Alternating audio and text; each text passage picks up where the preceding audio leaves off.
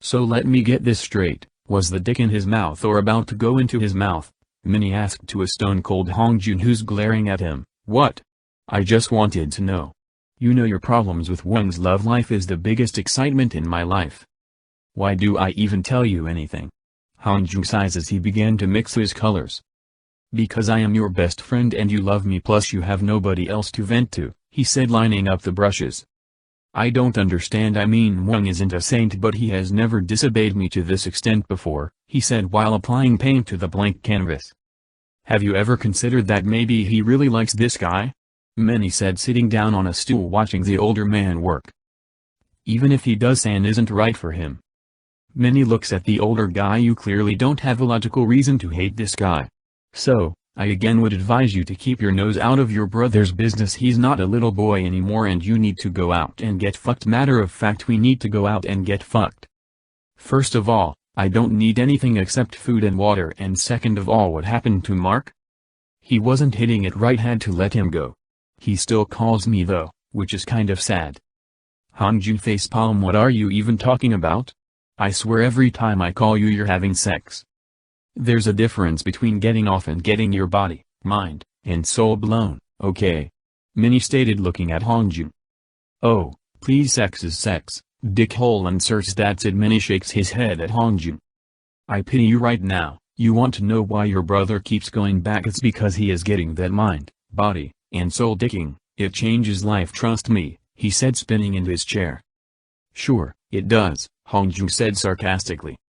You know what I need, Dick? We're definitely going out this weekend, Minnie said getting up and walking to the canvas next to Hongjun. As much as I would love to accompany you on your journey to get pounded. I grounded Wong for a month and a week, so if I go out, he will definitely have him over, Hongjun said focusing on his canvas. Well, you don't need to tell him you're going out, do you?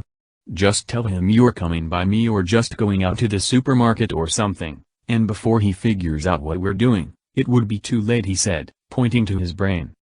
I don't really know about this, Hongjun said dismissively. I really love how you think I was asking. Nope. That's a command. We are going out this weekend, and we are going to enjoy ourselves whether you like it or not. One of us, or both of us, is getting fucked. Hongjun immediately tries to intervene, but Minnie dismissed him deep down.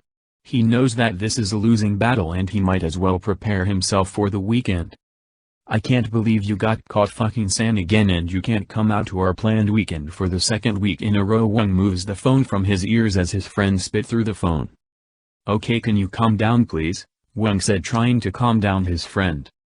I will not calm down, you do this all the time. Oh, don't be dramatic, it was like 3 times, 10 the most, Wong retorted. Plus, do we really need to be going to the movies every weekend? Just say you don't appreciate me and done. Here you go being dramatic again, and it's completely unnecessary because if you think. Wong was cut off by his phone beeping with an incoming call. San's name flashed across the screen. Yosan.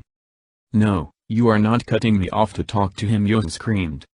Come on, it might be important, Wong retorted. You know it's not, he screamed back. You are making me mad now, he exclaims. Since you're mad, you know what you need? Dick. Call Jong-ho up and fuck your frustration from me out on him, he said as he begins to hang up the phone. Don't you dare hang up. Call Jong-ho, ride the dick like no tomorrow.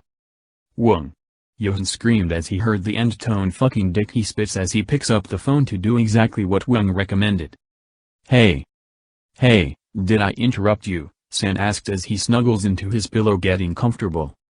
Nope, not at all, he said with the image of Yosan at the back of his mind. I miss you. Me too, Wong replied. I hate this so much, he said pouting, and my brother, he's a. Before he could finish the sentence, his brother came walking through the door. Don't you know how to knock? Wong said irritated as he quickly put the phone down on the bed. I'm sorry, but you know I don't knock when you're on punishment, because if you wanted privacy and the rights of me knocking, you wouldn't be on punishment now, would you? What do you want? He said dejectedly. First of all, fix your tone when you're speaking to me, and I am going out to pick up a few things. Do you need anything from the supermarket? We need some more milk. Okay, I will be back, Hongjun said as he backs out of Wong's room, closing the door. Wong immediately pulled the phone back to his ears. I am so sorry about that, my brother just came in, he whispered. I heard, So can I come over? San asked questioningly. You really want to get killed? It hasn't even been a week yet. He will surely kill you if he catches you, Woong stated. Well, it would be worth it dying for you, San said. Also romantic but at the same time fucking stupid, he said lovingly. So, is this you rejecting me? San asks, pouting. No, this is me saving your life. I don't want my life to be saved, I just want you, San whispers. Don't do that, you know how that turns me on, Woong said, sighing heavily. That's kind of the point, San whispers again. You will not be coming over to my house, San, Woong said sternly. Fine, how about phone sex? He asked hopefully. Okay, we can do that, Woong said, smiling. I will go get my dildo, he said, skipping off of his bed to his drawer. Would you stop? You're acting as if you're hiding from someone, Minnie scolded Hongjun, who is fussing next to him. Technically speaking, I am hiding. I am trying to make sure that no one I know sees me here, he said, pulling his hat into his face. How are you supposed to get fucked if no one sees you? Come on, I see an empty table over there, he said, pulling along the older man. Well, last time I checked that was your goal for tonight, not mine. I'm just being dragged along for the horrible ride, he says as he slides into the chair attached to the table. Let's get drinks and then hit the dance floor, Minnie said, pointing at the bar as he pulled him along. He tried to protest but he knew the younger boy was going to win this round. Hongjun was buzzed, not drunk, just a bit buzzed enough for him to be grinding on Minnie like he was a pole. He turns around facing Minnie.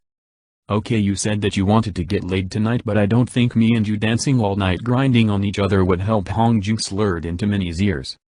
Trust me, someone's out there fantasizing how they want to fuck us right now, he said, pulling Hongjun, continuing to grind on him. I don't think so, but whatever, Hongjun said as he put his hips into the grinding. I want him. Which one are we talking about? Yano asked as he sips his drink. The short one with the hat on, he said, pointing in the direction with his eyes. Oh. Yano exclaimed, I have noticed them, but they have been pretty cozy with each other. They might be a thing. Nah, this is just an exhibition. They know what they are doing. Plus, they never kiss. If you have your boyfriend who's that fine and you don't kiss him or even smack that ass at least once, just friends. Okay, you might have a point, but he's still weird. Like, who comes to a club, covering their face? He isn't right, Yano said, commenting on the guy appearance. What about the tall one? He seems alright. He has some kissable lips, I can tell you that. Why? Yano questioned. You want to fuck him too? No, that's your job, Seonghwa simply stated. What? No, I haven't fucked a guy in a while, Yano exclaimed. Well, tonight is a good night to brush up on your skills. Why do you and your brother keep asking me to fuck guys for you? He questions. Also, why should I when you won't do the same for San? I am not going to fuck the guy who beat on my little brother. Now come on, go, he's heading to the bar alone.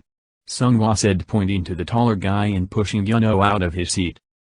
You owe me big time for this. Yeah, he said as he brushed off Yano remarks. Yano goes up to the taller man and he introduces himself. Seonghwa carefully watches as Yano whisper into the guy's ears, then pointing at Seonghwa. He turns back to the guy whispering one more time till the stranger shrugs and walks off as Yano made his way back to Seonghwa. What happened? This better be the best sex of your life, Yano said as he puts on his jacket, walking over to the boy who seems to be in a heated debate which quickly ended as Yano approaches. The taller boy quickly took Yano's hands, pulling him to the exit as the shorter watched in disgust. Seonghwa smiled at the situation as he made his way over to the short boy. Hey! What? Hongjun snapped at the stranger. Seonghwa flinched from the boy's tone but managed to compose himself. Why so angry, little leprechaun? Did you just call me a fucking leprechaun? Yes, so either you tell me why you are mad or we just stand here looking at each other. Just so you know, I am okay with anyone. How about me throwing this drink in your face? That's fine, I am a little thirsty.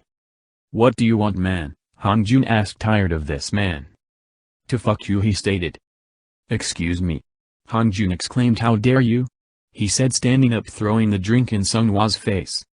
Seonghwa got up, towering over the smaller man, pulling him closer by his arms. Hongjun gasped as he looked up into the eyes of the man towering over him.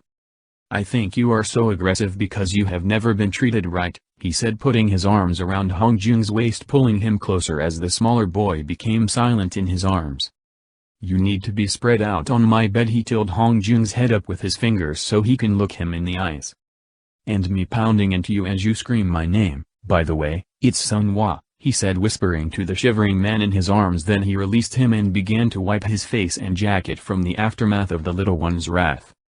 Normally that's what I would do, but since you threw your drink at me, I do not feel that generous to you.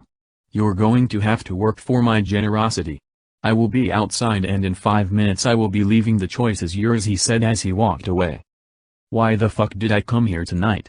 Hongjoong questions himself as he tries to take back control of his body, because God knows that man, that Seonghwa. Why the fuck do I remember his name? Breathe. I need to breathe. How fucking dare he? Fuck him. And Minnie, who's getting fucked and is probably enjoying it. I could be enjoying it. Nope. No way I am going with that dickhead. Giving him the satisfaction, it doesn't matter how much I want to give that dick actual head, oh god. Hongjoong pulled his hair in frustration. He took another shot. All I have to do is wait 5 minutes then leave, because there's no way I am going to go. Hell no. Hell fucking no. Seonghwa was 100% confident that he was going to get him tonight. He looked at his watch with 3 minutes remaining. He just knew that the little leprechaun would be bursting through that door any minute now. So you could tell by his dismay when the 5 minutes passed and the little man was nowhere to be seen. He contemplated waiting a bit but initially changed his mind. He was not about to play this man's game. He put his car into gear, saying goodbye to what would have been a good fuck as he drove off.